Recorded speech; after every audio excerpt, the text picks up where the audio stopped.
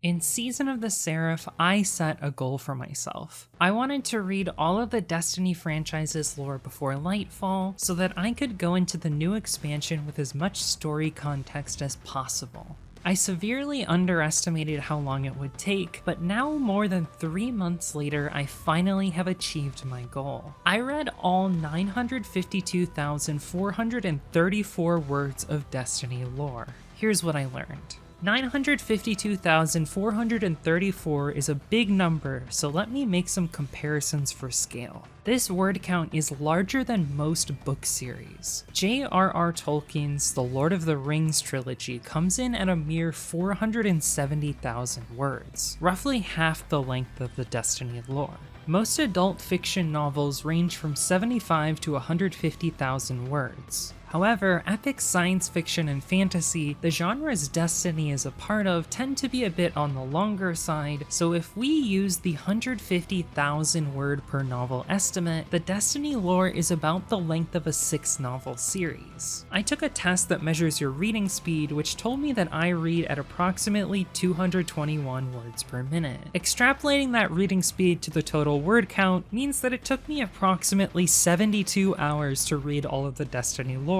spread out over a few months. However, this doesn't account for all the time I spent working on this project, because I also took detailed notes about lore I found interesting or relevant to the story. The document with those notes ended up being about 124 pages long. Of course, Destiny's lore isn't conveniently located in a single repository like a book, so I had to also track it all down in the first place, which complicates things even more. For context, let me explain what exactly I read. From the very beginning, the Destiny games have released with text fragments that delve deeper into the game's world. The lore is mostly paratext, supplemental material that supports and further develops the story, but is separate from the primary text, the video games themselves. This means the lore doesn't fully summarize each expansion, but instead fleshes out the world and characters. However, you can get a pretty decent idea of the story from the lore alone, but you won't achieve a full understanding without playing any of the games. Because the lore has been written by a variety of authors over the last decade, it comes in a variety of forms. In Destiny 1, the lore was given to players via Grimoire cards, text fragments unlocked by playing the game that were accessible via Bungie.net. Additionally, the collector's editions of Destiny and the Taken King came with physical books, which started a tradition of collector's editions also receiving extra lore. The collector's editions of Destiny 2 and every expansion starting with Shadowkeep also contained physical lore books. After criticism that Grimoire cards weren't directly readable in-game, Bungie made some changes to the in-game lore system with the release of Destiny 2. Grimoire cards were replaced by lore tabs, which have blurbs of text that are readable after obtaining certain items in-game. This system is limited, so with the release of Forsaken, Bungie added the lore book feature. Now players could obtain additional lore fragments by picking up collectibles or completing specific activities. These fragments were collected into books that are readable in a specific part of the game's menu. The system hasn't changed much since the release of Forsaken almost 5 years ago. That's a good thing because I think lore books are the best iteration of the lore delivery system because they collect the most important lore in a dedicated and easy to access menu. My only criticism is that I think lore tabs should also be migrated to this section rather than being viewable upon each item to present a more unified lore reading experience. Because it's fragmented by design, Destiny's lore doesn't read like a unified text. There are a variety of points of view and writing styles used across the thousands of fragments. They fall into 3 broad categories: tooltips, vignettes, and diegetic documents. Tooltips are lore fragments that contain relatively short hints or explanations of elements of the gameplay experience. They read like something you might find in a game menu or loading screen and serve to give a short and sweet explanation of different gameplay aspects like enemies, items, or locations.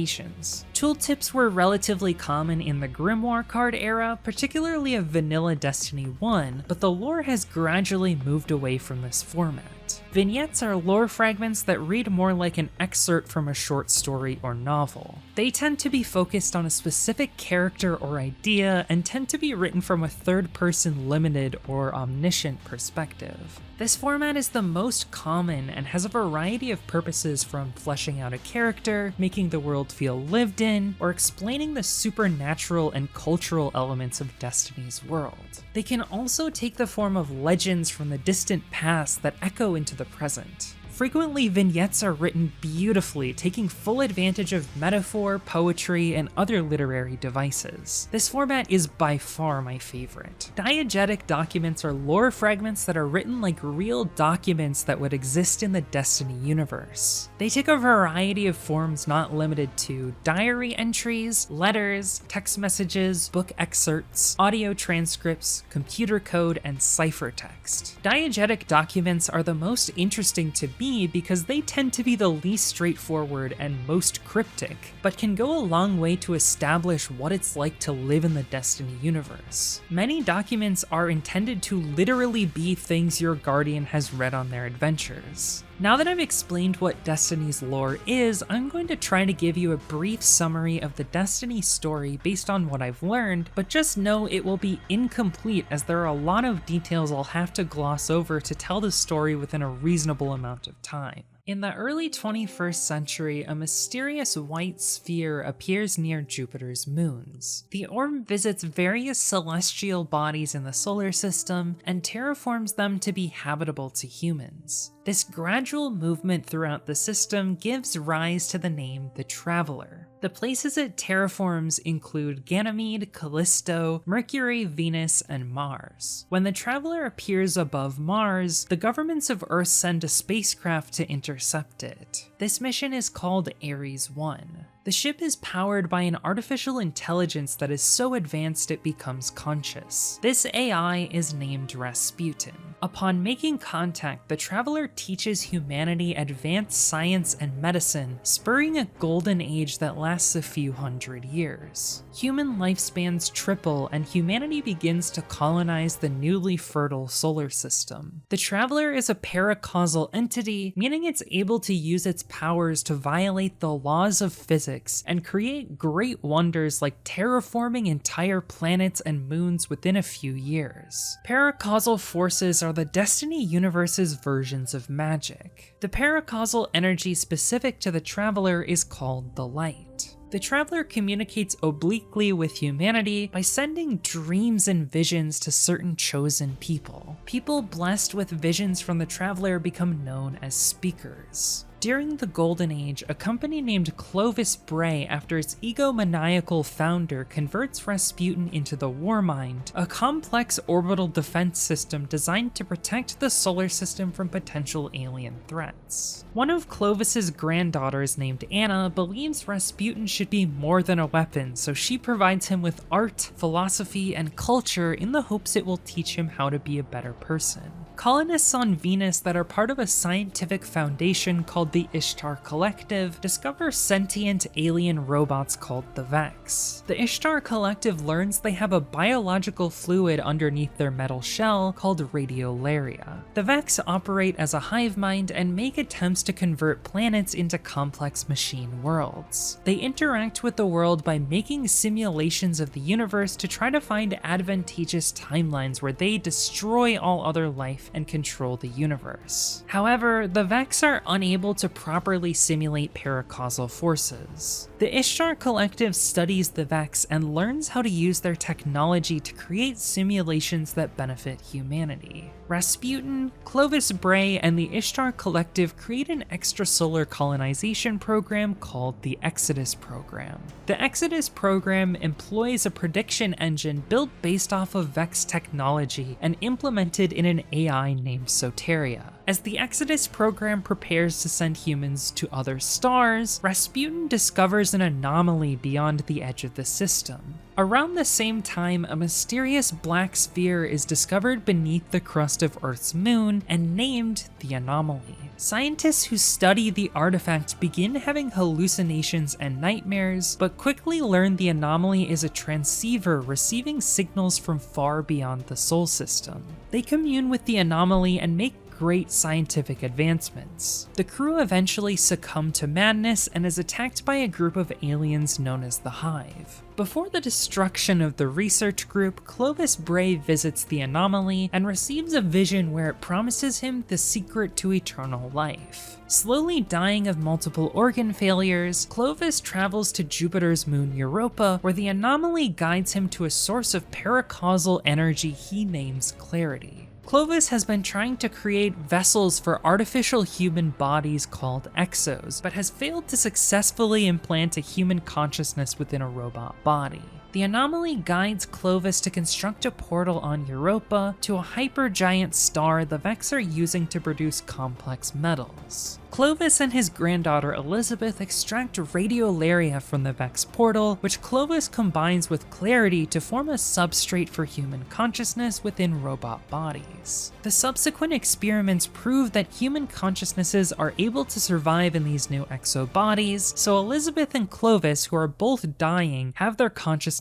uploaded to exos. Meanwhile, Soteria discovers the chances of extrasolar human colonies surviving mysteriously begin to fall to zero. She tries to launch the Exodus fleet, but is stopped by Clovis Bray. He fragments her mind and imprisons her in a pillory site for rogue AIs. She deliberately breaks off a fragment of her mind onto the Exodus Indigo and helps the ship avoid being sent back to the Cosmodrome on Earth. Meanwhile, the Traveler, in the middle of terraforming Jupiter's moon Io, abandons the planet and moves to Earth upon sensing the threat Soteria and Rasputin identified. A fleet of Black Pyramid ships enters the solar system and assaults humanity and the Traveler. These fleets wield a second paracausal force in opposition to the light, the darkness. They're crewed by a variety of alien species, including the Hive. In a last-ditch effort for survival, the Exodus fleet tries to leave the Sol system. Most of the fleet is destroyed in the attempt and becomes a tangled mess of debris in the asteroid belt called the Reef. 3 ships have different fates. The Exodus Black tries to escape the fleet, but accidentally crash lands on the unstable Centaur Nessus, which has been overrun by the Vex. The Exodus Indigo escapes to Neptune, where they hide beneath the clouds alongside a Vex installation and a mysterious paracausal artifact called the Veil. The Exodus Green broadcasts a signal to the Pyramid fleet declaring themselves independent from humanity. A member of the colony group named Mara Sov is floating outside the ship on a tether when something fires upon it. Instead of hitting the ship, the massive burst of energy exceeds the density required to form a black hole, which quickly engulfs the Exodus Green. Inside the black hole, an entire new world is created. Mara is the first to enter, so shapes the nascent universe to her will, but hides this fact from the ship's captain, who arrives second. This new world is called the Distributary. The people who awaken here come to call themselves the Awoken. After spending thousands of years in the Distributary, Mara finds a way to view the outside universe and discovers it's in peril. Only hundreds of years have passed in the outside world due to time dilation.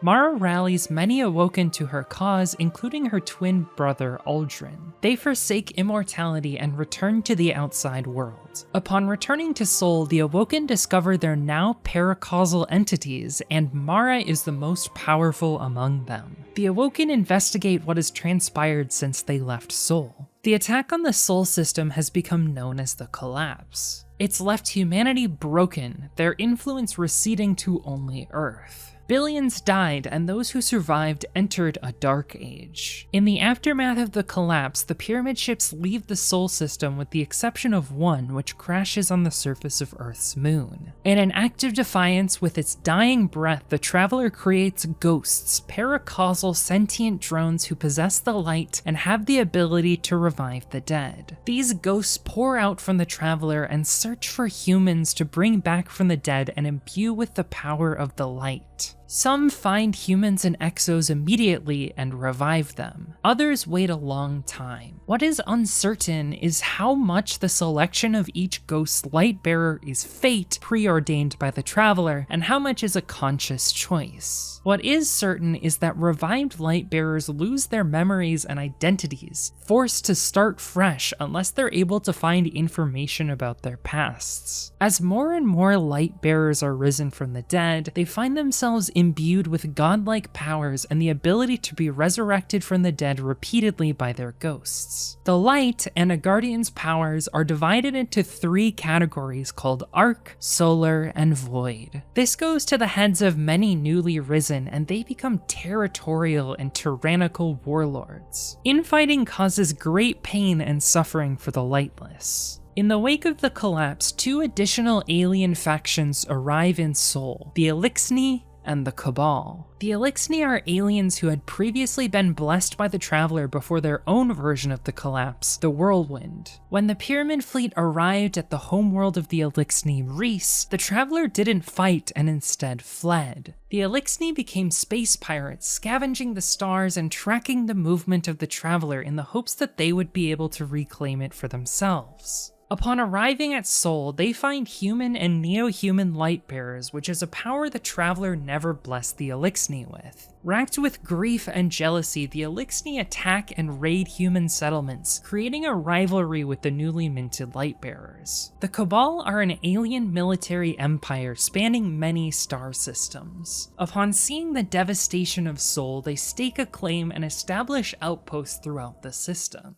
During the Dark Age, a small group of lightbearers become frustrated with the infighting and suffering of humanity at the hands of the warlords. They resolve to put aside their differences and form the Iron Lords, a group of lightbearers who dispense justice to tyrannical warlords and become guardians of the lightless. The Iron Lords give warlords who will not repent and join their ranks permanent deaths. Killing a lightbearer's ghost means they lose their connection to the light and can die for the last time. This strategy of recruitment or destruction helps the Iron Lords grow their size over the years. A ghost named Fellspring resurrects an exo that contains the submind of the warmind Rasputin. This newly minted lightbearer is both part of and different from Rasputin. His ghost names him Fellwinter. Fellwinter was part of an experimental program run by Clovis Bray to see if an exo could control the orbital platforms of the Warmind. Clovis planned to supplant Rasputin and become an exo god. This plan never is realized as the collapse comes shortly after Clovis becomes an exo. Upon learning of Fellwinter's resurrection, Rasputin considers this a provocation by the Traveler. He tries to hunt down and kill Fellwinter, but Fellwinter repeatedly is resurrected by his ghost. Fellwinter eventually joins the Iron Lords because he thinks he will fare better with allies to help protect him from Rasputin. He fears anyone discovering his true identity. An encampment of Lightless forms underneath the Traveler under the protection of the Iron Lords. This encampment eventually grows into a city. This city is eventually called the Last City as word of mouth gets around Earth that there's a last safe city beneath the Traveler. Many people migrate to the Last City hoping to find safety there. The last surviving speaker for the Traveler eventually arrives in the Last City. Upon learning of the Last City, the Awoken are riven. Some want to assist the city, while others, including Queen Mara, want to gather their strength in the reef before making contact. Mara doesn't force anyone to stay, but says they will not be welcomed back to the reef if they leave. Many Awoken die on their way to the city, and some are resurrected as the first Awoken Guardians. In the reef, Mara Sov is declared Queen of the Awoken and begins to construct settlements. She establishes the Dreaming City, a paradise reminiscent of the Distributary. After a period of civil unrest in the city called the Faction Wars, the Speaker organizes a new government called the Consensus. It's headed by the Speaker and aided by a group of lightless faction leaders. The city's defense is organized into a group of guardians called the Vanguard. The Vanguard is governed by 3 light bearers, each from one of the 3 schools of combat: Hunters, warlocks, and titans. Felwinter's apprentice Osiris becomes the first warlock vanguard, the Speaker's adoptive son Saint 14 is the first titan vanguard, and Tallulah Fairwind is the first hunter vanguard. Saint 14 becomes the first vanguard commander, its paramount leader. The establishment of the consensus marks the beginning of a period known as the City Age. The city is surrounded by 6 walls known as the Six Fronts. The Eliksni House of Devils assaults the city in a battle known as the Battle of Six Fronts. In this battle, Saint 14 and Osiris become legendary figures for leading the city's defense. After the battle, Saint 14 no longer wants to lead the vanguard, so he leaves. A titan named Zavala replaces him. Osiris is named Vanguard Commander in Saint's absence. After leaving the Vanguard, Saint goes on a crusade against the Eliksni, attacking their encampments throughout Seoul. The Vanguard soon discovers the threat of the Ahamkara. The Ahamkara are a species of paracausal alien dragons with the power to grant magic wishes to anyone who bargains with them. These wishes often come at a cost as the Ahamkara twist them to their favor. The Vanguard decides to hunt the Ahamkara to extinction. They're aided by the Awoken, who supply paracausal weapons capable of defeating Ahamkara. These weapons are supplied by a secret Ahamkara named Riven of 1,000 Voices, who's allied with Queen Mara and helps her build the Dreaming City. Riven wants to become the last of her kind, thereby increasing her power. The hunt is successful, but many Guardians die, including Tallulah Fairwind. This sets off a period of succession in the Hunter Vanguard position, as each person who takes the position dies. Despite being functionally extinct, many Ahamkara bones still maintain their wish magic and are used to grant wishes by many people. After the hunt, a mysterious figure named Zur appears in the last city and begins to sell paracausal weapons and armor to Guardians. Zur is an emissary of a mysterious group called the Nine. They're conscious beings who formed from the dark matter of Seoul and its planets. The existence of complex biospheres helped the Nine gain consciousness, so they're dependent on Seoul's life to continue existing. Some dislike this dependence and want to find a way to inhabit the physical world instead of being dependent on other life. The Nine made wishes to Ahamkara to achieve some of their mysterious goals, so after the Great Ahamkara Hunt, they sell Guardians weapons to amass power over the physical world. Felwinter embarks on a quest to find Siva, which is a nanotechnology used in the Golden Age to build cities on other planets, but that's hazardous to human health. Rasputin sets a trap by giving Felwinter the location of Siva, and Felwinter falls for it, bringing the Iron Lords with him. Rasputin ambushes Felwinter and his friends, and many of the original Iron Lords die, but one named Saladin survives. He comes to view Rasputin as a dangerous warmonger, and Siva as a threat to all humanity. A series of victories against the Hive on Earth prompts arrogance in the Vanguard. They decide to extend humanity's influence beyond Earth for the first time since the collapse. A massive group of Guardians travel to the moon and fight the Hive there. A Hive god named Crota destroys the Guardians and many ghosts are killed during the battle. This event is called the Great Disaster and prompts a new ban on Vanguard operations beyond Earth. A small fire team vows revenge against Crota and returns to the moon against Vanguard orders. They're all killed except a Guardian named Eris Morn, who loses her ghost and becomes trapped in the Hive catacombs beneath the moon. She finds an Ahamkara bone and makes a wish. The bone grants her Hive eyes so she can see in the darkness. Unable to escape, Eris studies the Hive and their paracausal magic, learning to take control of the darkness. After yet another Hunter Vanguard vacancy, 2 hunters named Andal Brask and Cade 6 make a dare. Whoever can kill the Eliksni named Tanix first gets to continue being a rogue hunter, and the other must become the Hunter Vanguard. Cade wins, and Andal becomes the new Hunter Vanguard. Osiris is an unpopular commander as he gains a cult-like following and pursues his own goals above the Vanguards, rarely showing up to consensus meetings. Eventually, Osiris is exiled from the city and his protege Ikora Rey is appointed the new Warlock Vanguard. Zavala becomes the new Vanguard commander. An Eliksni named Sulcus declares himself the Kell of Kells, a prophesized figure who will unite all of the Eliksni houses under one banner. Sulcus succeeds in uniting the Eliksni to make a unified attack on the last city. While some Eliksni head for Earth from the reef, the Awoken use their paracausal powers to crush them, and the entire dwarf planet Ceres is destroyed in the conflict. This prompts a series of conflicts between the Awoken and Eliksni known as the Reef Wars. As the Kell of Kells reaches the last city, the Battle of Twilight Gap takes place. Saint leads a fire team to victory and personally kills Sulcus. Afterwards, Saint leaves the city to search for Osiris, who he hears was last seen on Mercury. Upon arrival, Saint finds Mercury overrun by the Vex, who have destroyed the once garden world and turned it into a mechanical wasteland. Saint becomes trapped in a maze of Vex simulations called the Infinite Forest. He isn't heard from again, as the Vex are able to defeat him in the forest. Osiris is still alive but lives in exile on Mercury, crushed by the death of his beloved.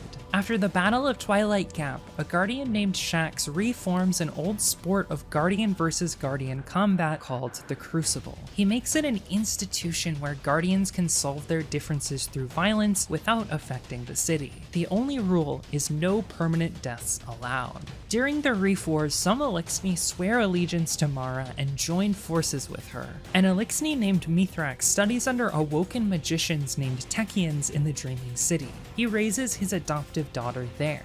Mara captures an Eliksni named Skolas and imprisons him in a location called the Prison of Elders. Another Eliksni named Varix wants to ally with the Traveler, so he declares Mara the Kell of House Wolves. This puts an end to the Reef Wars. Tanyx mysteriously returns from the dead and kills Andal Brask. Having failed his Vanguard dare, Cade 6 takes the Hunter Vanguard position as he grieves his friend. At this point, Elizabeth Bray reawakens in a new timeline. She's been stuck in a time loop, forced to relive a series of events over and over where the forces of darkness overcome the last city and destroy humanity. In her dark timeline, many Guardians become obsessed with the darkness and gain its power, including her sister Anna Bray. Unlike her sister, Elsie is not a Guardian, but is an Exo who's somehow trapped in a paracausal time loop. She resolves to find a way to defeat the darkness and prevent the destruction of the Traveler and Last City. A new Guardian is resurrected by their ghost in the Cosmodrome on Earth. This Guardian is the player-controlled character in the Destiny franchise and is simply referred to by other characters as the Guardian. Their ghost goes by the moniker Ghost. The Guardian finds a ship and travels to the Last City where they meet the Vanguard and the Speaker. Returning to the Cosmodrome, they fight the Hive, who are making attempts to reclaim Earth for Crota. Trying to put a stop to this, the Guardian travels to the moon to disrupt a Hive ritual that's trying to weaken the Traveler. Before entering the ritual, Elsie contacts the Guardian and tells them to find her on Venus if they defeat the Hive. The Guardian is successful in stopping the Hive and rendezvous with Elsie in an abandoned Ishtar Collective Academy. Elsie shows the Guardian the Vex and tells them to enter the Black Guardian and destroy the Black Heart. The Black Garden is a pocket dimension where a group of Vex called the Soul Divisive worship a paracausal entity similar to the Veil called the Black Heart. The Black Heart is a source of darkness, and Elsie believes destroying it will be the key to preventing her dark future from coming to pass. The Guardian gets help from the Awoken and enters the Black Garden via a Vex portal on Mars. Once inside, they defeat the Black Heart. This helps the Guardian quickly become a legend, as they have proved the Vanguard can extend their power beyond Earth for the first time. The Guardian embarks upon a raid of the Vault of Glass, a Vex fortress on Venus where they are able to control the flow of time and space. Afterwards, Skolas escapes from the Prison of Elders and declares himself the Kell of Kells. Inspired by the Guardian, Skolas tries to take control of the Vault of Glass and use it to bring every Eliksni who's ever lived into the present, creating an army capable of defeating humanity. Mara sends the Guardian into the Vault once again, where they defeat Skolas and prevent him from creating his army from across time and space. Around the same time, Eris Morn returns from the moon and arrives in the Last City. Many don't trust her because of her association with the Hive and the darkness, but the Guardian helps her get revenge by killing Crota once and for all. This angers the king and god of the Hive, Oryx, who amasses an army and travels to Sol to destroy humanity as revenge for the death of his son.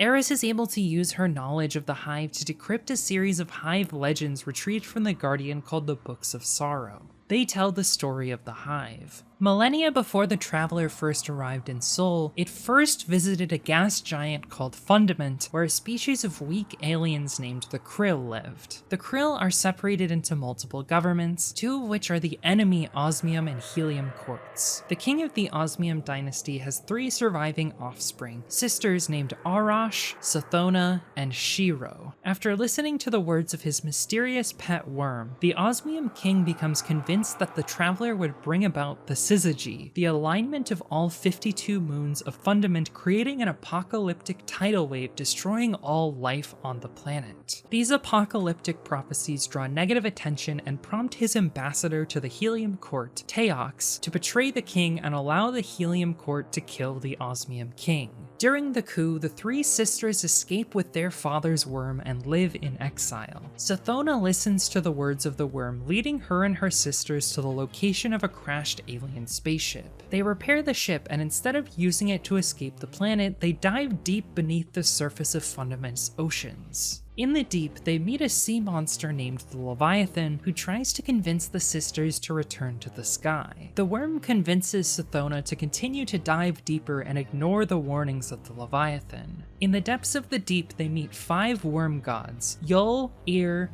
Zol, and Akka, the offspring of Zeta. The worm gods offer a bargain. They will let the sisters consume their larvae, granting eternal life, in exchange for each sister obeying their nature. Arash may never stop exploring and inquiring, Shiro may never cease to test her strength, and Sathona may never abandon her cunning. They must also obey a principle called the sword logic. What can be killed must, so that only the strongest survive. The sword logic feeds the worm's paracausal power. The sisters accept the bargain and defeat the helium drinkers. However, Teox escapes. Once they take their adult forms, the sisters take new names. Arash takes the king morph and becomes Aurix. Sathona takes the mother morph and becomes Savathun. Shiro takes the night morph and becomes Xivu Arath. They give the worms to others in the Osmium court. Afterwards, the worm gods tell the sisters to fight the other 511 sentient species on Fundament and conquer them, for one may have the technology to leave the planet. Xivu Arath conquers and secures the technology to leave and escape the syzygy.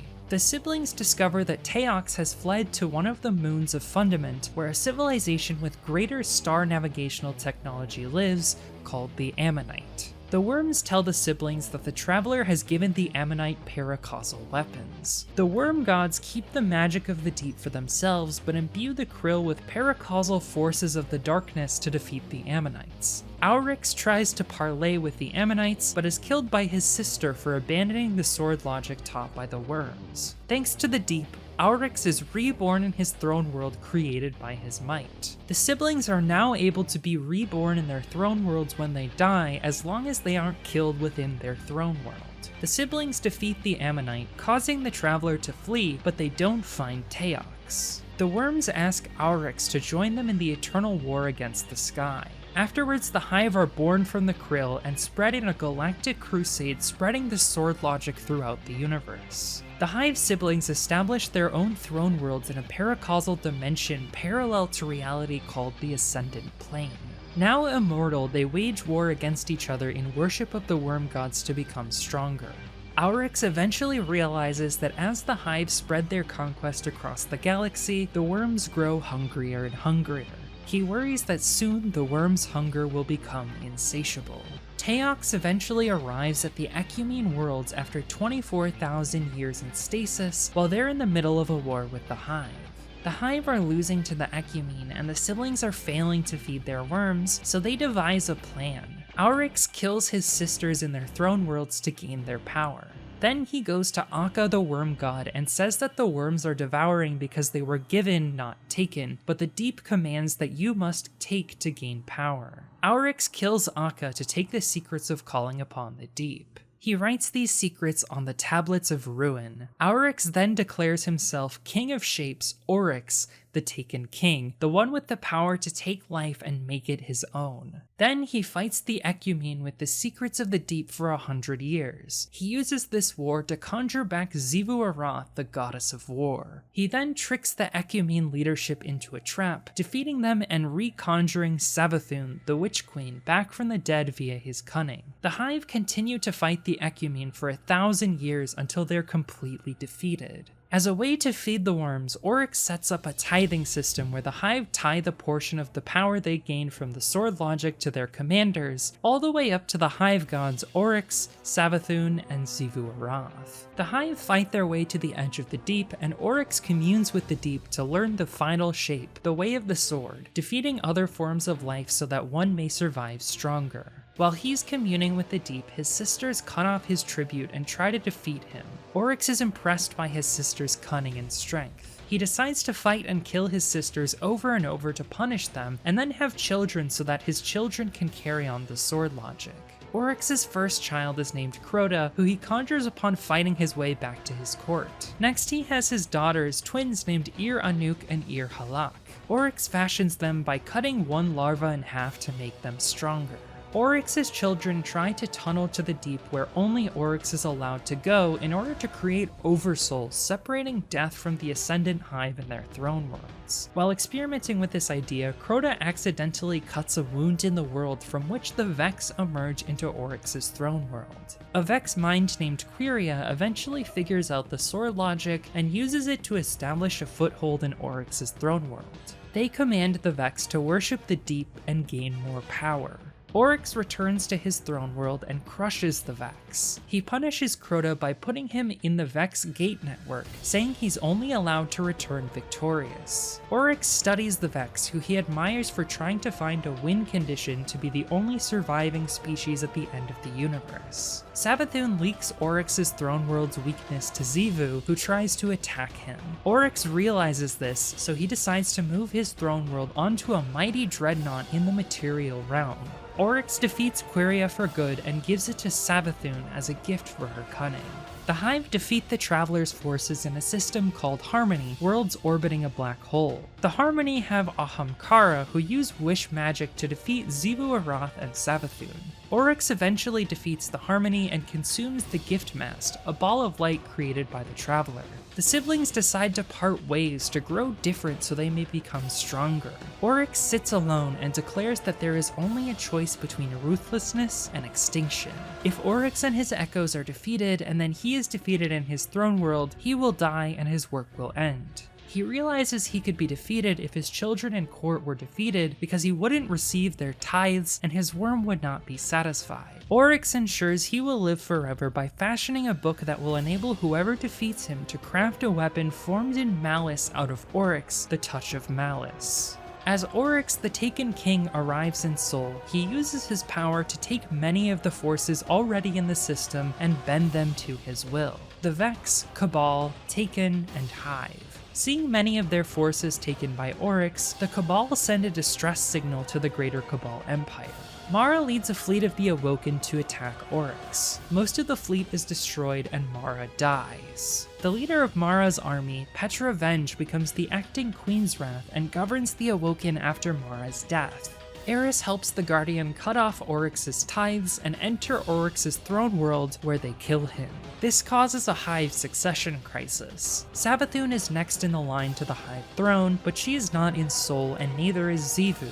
The sisters plot revenge against the Guardian independently upon learning of their brother's death. The Elixni House of Devils discovers a source of Siva and uses it to augment their bodies. In Elixni culture, splicers are technicians who use a machine that interfaces with the light to enter computer and information networks. The splicers of House Devils take control and start remaking themselves with Siva. Saladin helps the Guardian defeat the splicers and destroy their sources of Siva in their Siva replication center.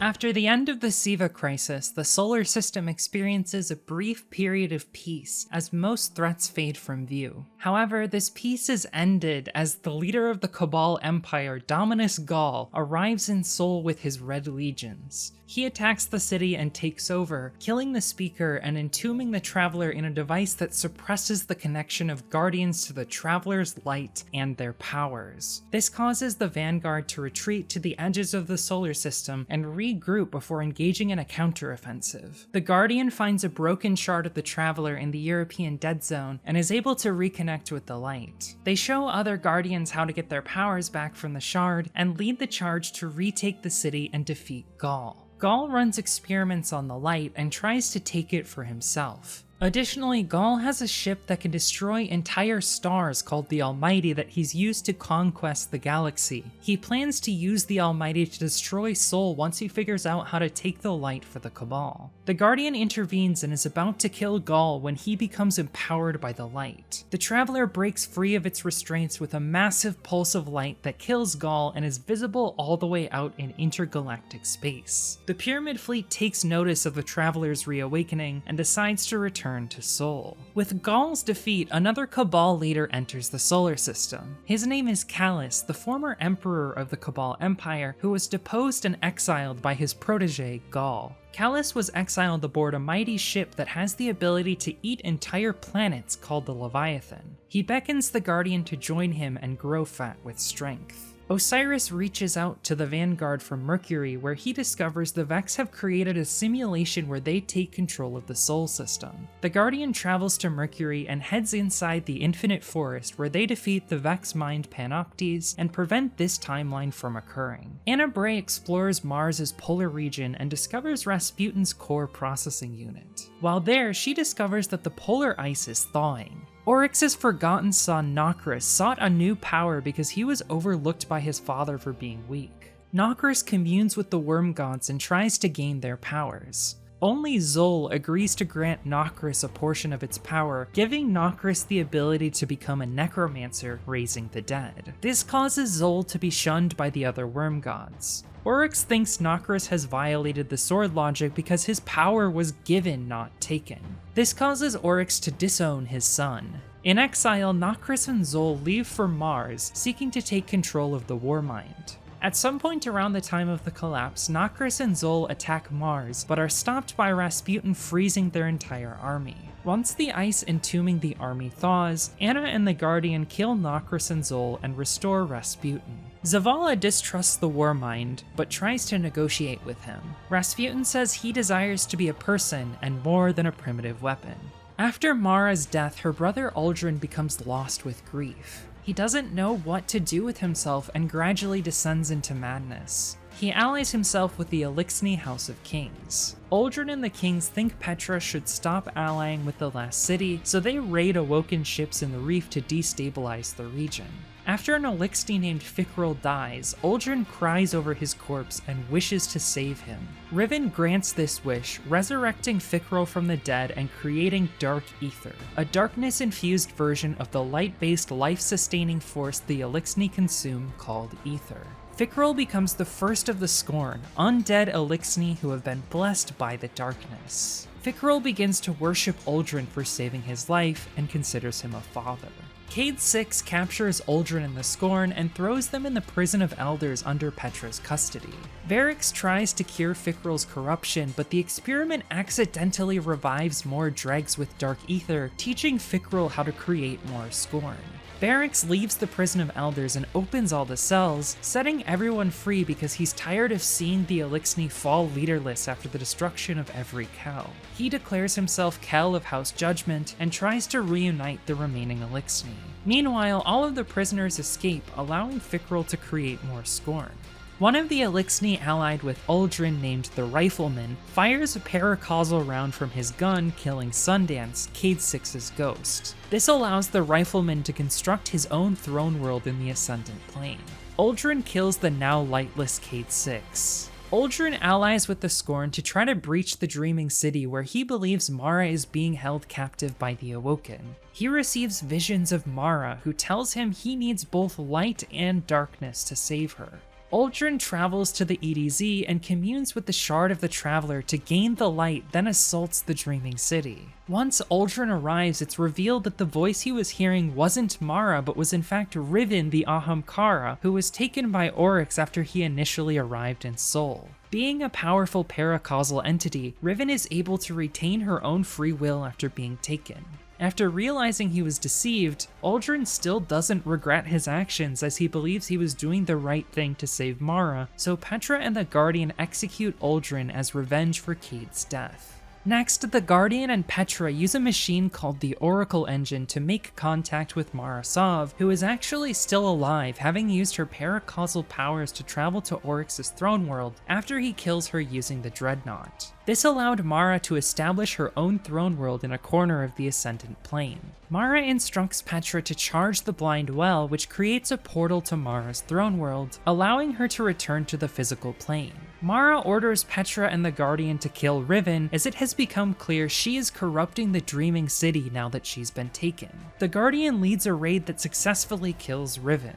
However, Riven uses the desire for her own death by many Guardians to create a powerful paracausal wish. Savathun wishes for the Dreaming City to be cursed by the Taken. Riven grants this last wish and allows herself to die because Ahamkara remain paracausally powerful after death. The Dreaming City is locked in a permanent cycle of infestation. The Taken corruption grows over time and then resets after Guardian defeat them. Savathun's wish allows the curse to reset after the corruption is cleared each time. Mara comes to regret giving the order to kill Riven. A shifty rogue named Drifter arrives in the last city and sets up a game he calls Gambit. During the Dark Age, he traveled to an icy world at the edge of the solar system. Here, he discovered beings of darkness and had to kill his crew to survive. Drifter believes the darkness can be used to benefit Guardians, so he creates motes of darkness to complement the already existing motes of light, which were created by the Traveler. Drifter makes a series of deals with the Nine that grant him special access to powerful paracausal entities and abilities. He's able to take control of a small pocket of the Ascendant Plane and traps a Taken army there. He sets up Gambit as a way to study the Taken by watching the Guardians fight them as they're summoned from the Ascendant Plane.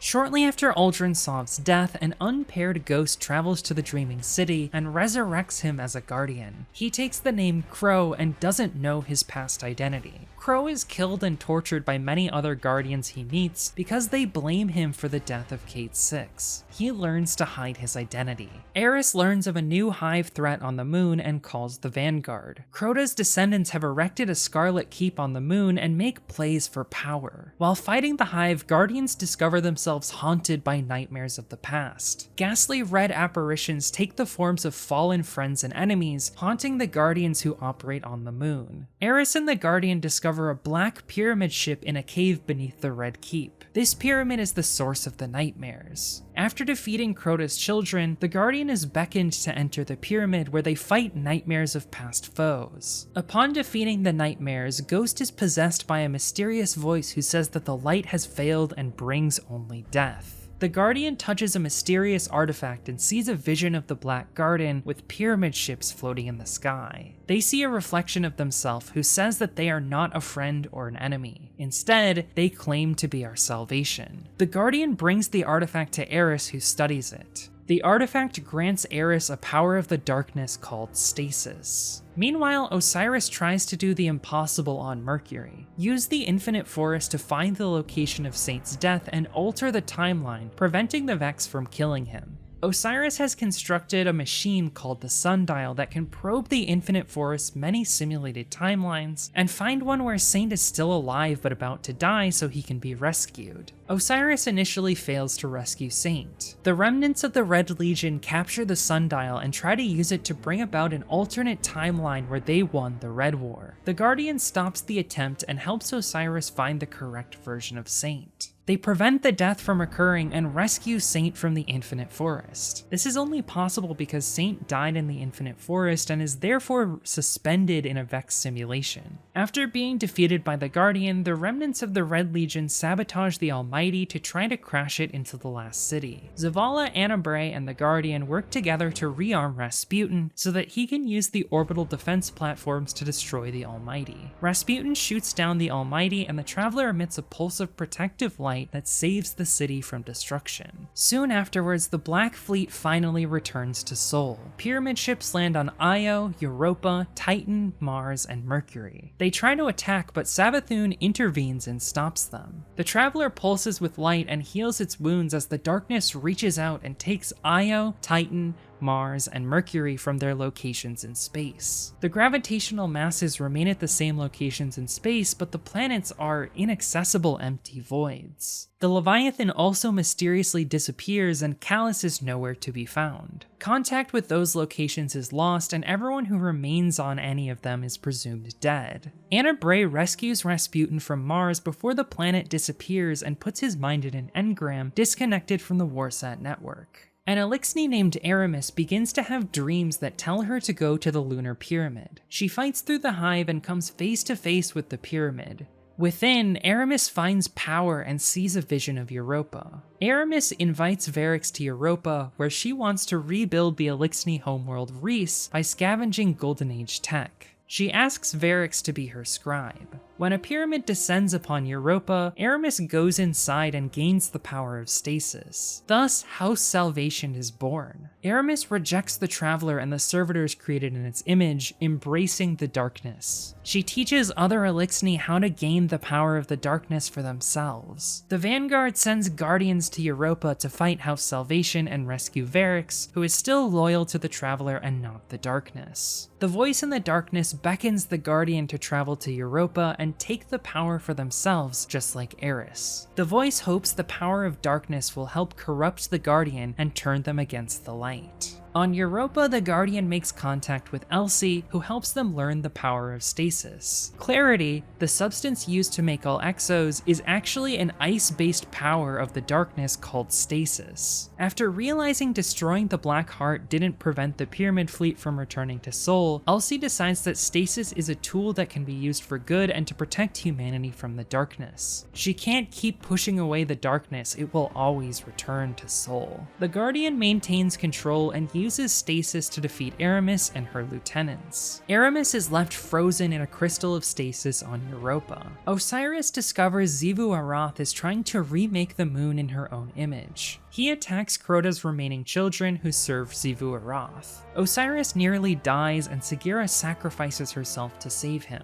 Now lightless, Osiris tries to return to Earth but is captured by Savathun, who assumes his form and impersonates him. Savathun, as Osiris, returns to the city and starts mentoring Crow while also manipulating the Vanguard. While mentoring Crow, Savathun helps him regain his memories of being Aldrin.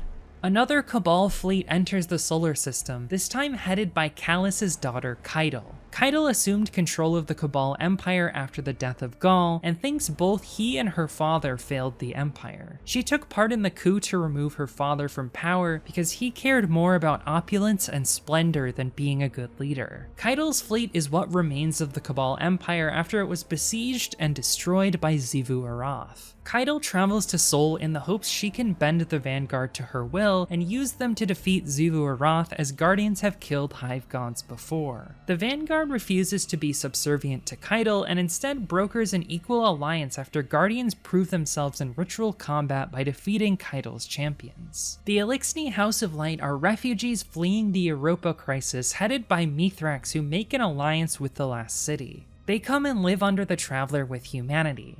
This causes unrest as some humans believe the Elixni should remain enemies of the city. Crow watches over the House of Light and protects them from threats. The Vex mind Quiria creates an endless night over the Last City. Lakshmi takes advantage of the unrest and makes a play for power using Vex simulations. With the help of Mithrax's splicer technology, the Guardian infiltrates the Vex network and tries to defeat Quiria. Lakshmi and Osiris let the Vex invade the city and try to kill the Elixni, but the Guardian puts an end to the threat. Osiris is revealed to be Savathûn in disguise, so Mara captures him in the Dreaming City and tries to excise her from his body. The plan works, but Savathûn escapes at the last moment, leaving Osiris's nearly comatose body behind. The exorcism finally removes Savathûn's dependence on her worm, freeing her from the tithing system of the Hive. Savathûn is injured in her escape and travels to the last city where she dies beneath the Traveler. A disaffected ghost who is tired of waiting to find his guardian resurrects Savathûn as the first Hive Lightbearer. Having lost her memories, Savathûn travels to her throne world and reunites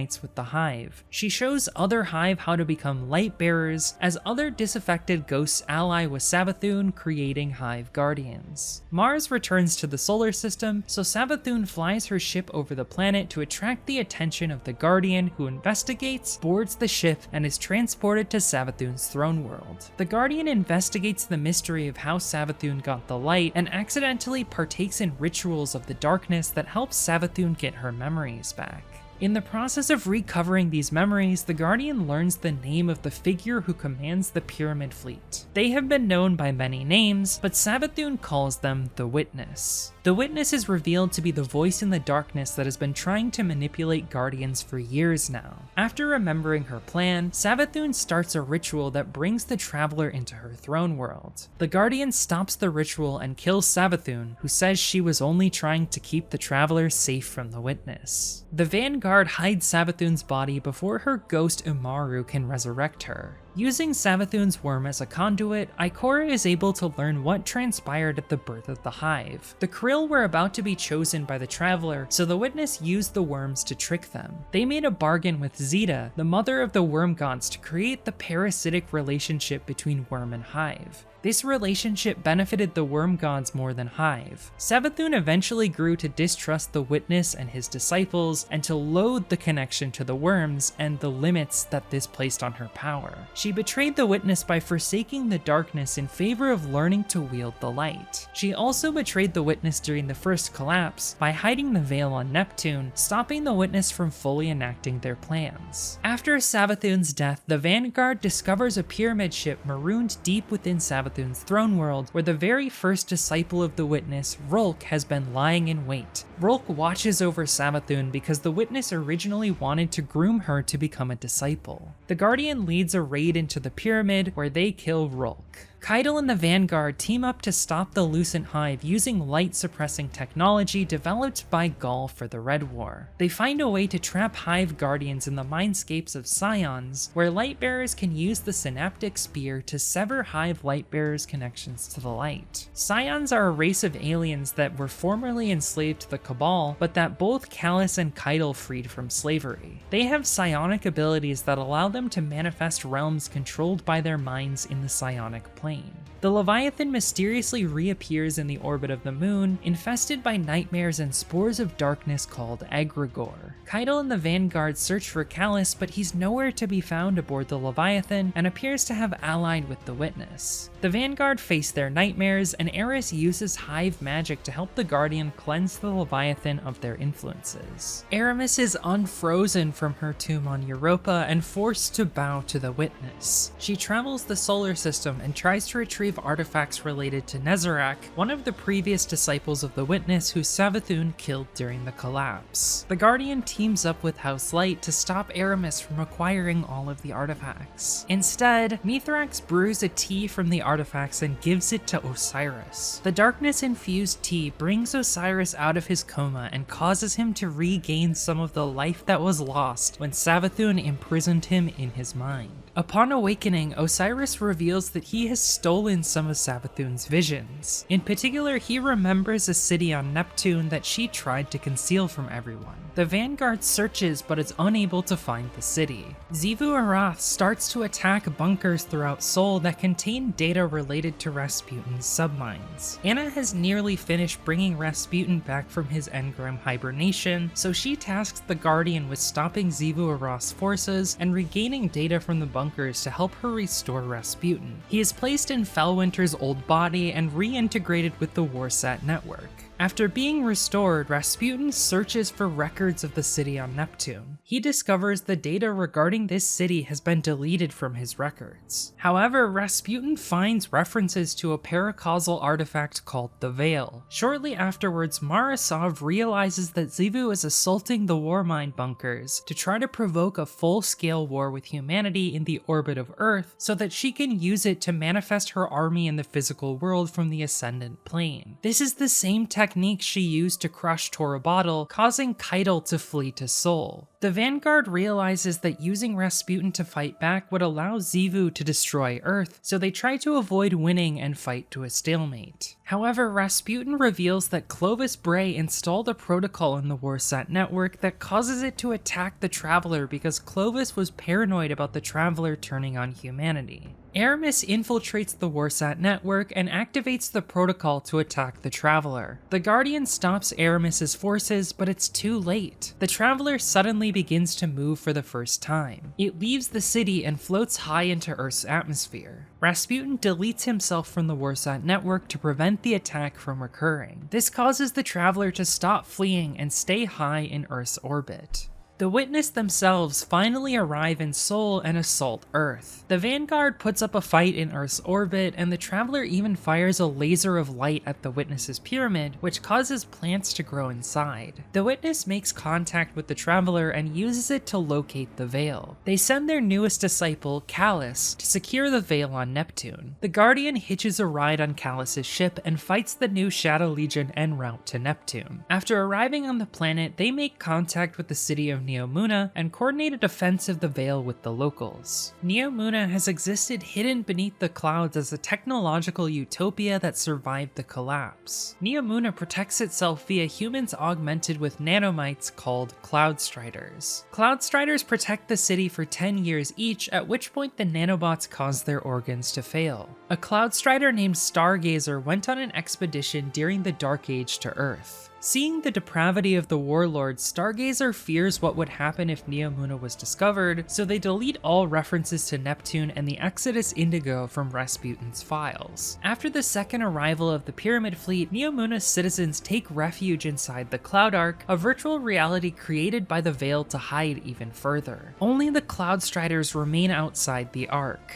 When Callus attacks, two Cloudstriders, a veteran named Rohan and a rookie named Nimbus, are there to meet the Guardian. Rohan dies during the defense of the city, leaving only Nimbus and the Guardian to protect Neomuna. The Guardian discovers darkness energy flowing throughout Neomuna and taps into it, accessing a new darkness ability that allows them to weave the cosmic strings of the universe into literal threads. They name this ability Strand. The Shadow Legion has machines that can suppress Guardian's paracausal abilities, but this doesn't account for the new Strand power, so the Guardian is able to use it to defeat Callus, killing him. After Callus's death at the location of the Veil, the Witness possesses the Guardian's ghost and uses him to commune with the Veil, allowing the Witness to complete their plan, communing with the Traveler and creating a giant triangular portal they use to leave Sol. We don't know what the Witness plans to do next. Nezarec is resurrected by the Traveler's beam that hits the Witness's pyramid, so the Guardian leads a raid to kill him before he can unleash his pain and nightmares on Sol.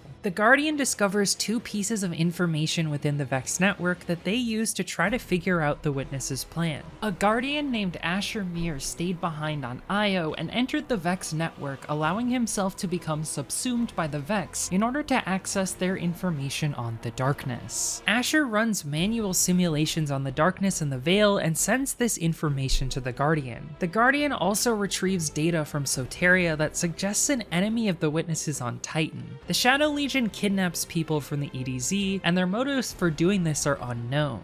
The story will continue as we return to Titan in Destiny's upcoming Season of the Deep.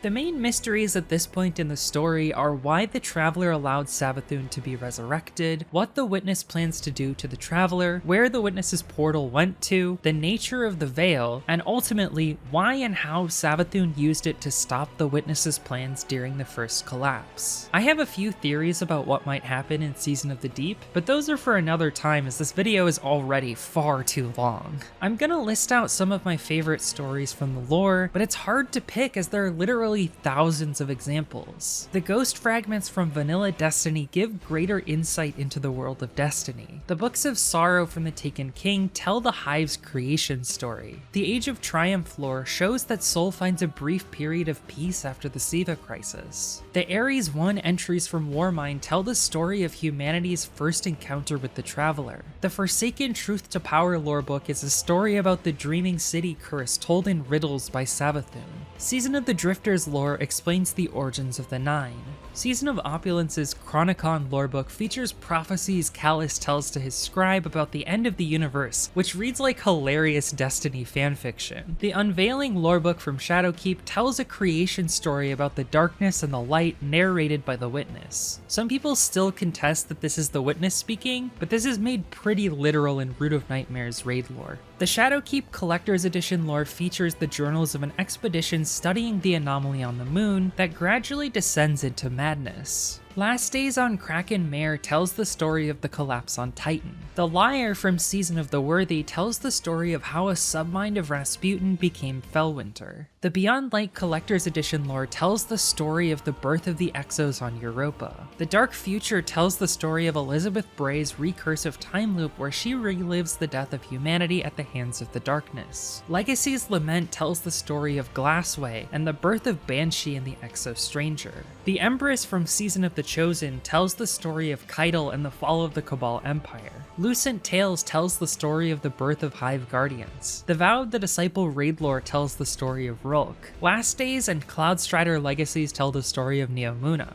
Finally, In Spiral and the Root of Nightmare's raid lore explores Nezarec and the darkness at large, expanding upon Unveiling and providing new context. I probably have missed lore you might enjoy if you've read the lore too, so please tell me about your favorite piece of Destiny lore in the comments. Reading Destiny's lore is a surreal experience because it doesn't feel like a unified novel. Its job is to supplement the story of the games, which leads to it being more experimental and weird. You can get a pretty good sense for the overall story of the franchise from the lore, but it's no substitute for actually playing the game. Without the games themselves, Destiny's lore is meaningless because it only hints at larger stories that unfold through gameplay and cutscenes. After reading through all the lore, I feel like I have a pretty good understanding of Destiny's world and its story. However, I can't help but feel sad that I've missed out on some of the storytelling through seasons and expansions I missed. This is a problem created by serializing the story over a decade of game releases, some of which are no longer playable due to the limitations of running Destiny 2 as a live service game. Ironically, a lot of the lore makes arguments for preserving and archiving a society's knowledge, particularly the stories about the Dark Age, which show what happens when a society loses its knowledge and descends into apocalyptic chaos. The Neomuna lore specifically talks about keeping the culture of humanity archived in the Cloud Ark, so humans don't lose the knowledge of their past. This makes it especially ironic that Bungie hasn't made much of an effort to preserve Destiny's story and lore, or make it easily accessible to players. I was only able to read the lore thanks to community projects that preserved transcripts of lore. There are also projects that keep videos of old cutscenes and transcripts of character conversations, but that isn't a substitute for actual gameplay. I wish Bungie would keep old versions of Sunset content playable in a kind of offline single-player Destiny classic, allowing new players to experience old story missions. Keeping it quarantined off from the rest of the game would limit compatibility problems, but would make the project harder to accomplish. However, I think it's worth doing in the name of game preservation so that the story of Destiny can be fully experienced by new and old players alike. This is obviously way easier said than done, as I'm sure there are game development constraints that I'm not aware of. I'm not trying to be an armchair game developer, I just think it's really important to preserve the story and gameplay of our games. I also want to praise the writers at Bungie for their attention to detail and technical accuracy. Lots of lore entries contain references to real-life scientific ideas, most notably physics, cosmology, computer science, and biology. I have a bachelor's degree in physics, so I have a detailed technical background in a few of those areas. A lot of science fiction writers will throw in words and concepts from physics to make their writing sound smart and scientific. However, a lot of the time it's clear to anyone with a technical background that the author doesn't actually understand the concepts they're referencing, which can sometimes break the immersion of the story, especially when a character is supposed to be a subject matter expert like a scientist. Destiny's lore isn't like that. It's clear that someone on the writing team has a highly technical scientific background or has at least done their research. Numerous lore entries reference real cutting-edge scientific ideas like general relativity, string theory, quantum mechanics, and black holes. The correct use of theory by in-universe subject matter experts is pretty accurate, which makes the writing even more exciting for someone with a technical background like me to read. I particularly enjoyed the Codes and Procedures Handbook, which makes reference to absurd but semi-plausible containment procedures for the anomaly. It reads like an actual lab safety document. I also enjoyed the explanations of Vex's time travel in the Destiny 1 Grimoire cards, which correctly used the theory of general relativity to explain the in-universe time travel. Overall, it's very clear the lore has been crafted with care and detailed research, which I extra appreciate. Because the lore is collected in a number of disparate locations, some of which are physical books, tracking all of the lore fragments down to read was not an easy task. Thankfully, a website called ishtarcollective.net has been archiving all of the in-game lore since the Grimoire card days in an easy-to-read format online. Ishtar Collective is a community-run site that pulls the lore from Destiny's API and publishes it online, which comes with some limitations. Only lore that's been published on Bungie.net and in-game is available, so the collector's editions are missing. Additionally, certain lore books are encrypted in the API immediately after release to not spoil them, and don't get decrypted until later seasons. This means Ishtar usually lags behind and never has a full collection of the current season's lore. I did most of my lore reading for this video on Ishtar because it's the most complete repository of Destiny lore, but I had to track down a few things on my own. This most notably included transcripts of the collector's editions, which I was able to find on the Destiny lore subreddit. Links to my sources will be in the description if you want to read the lore for yourself. Massive shout out to the intrepid redditors that went and archived the collector's editions by taking photos and scans or transcripts of them.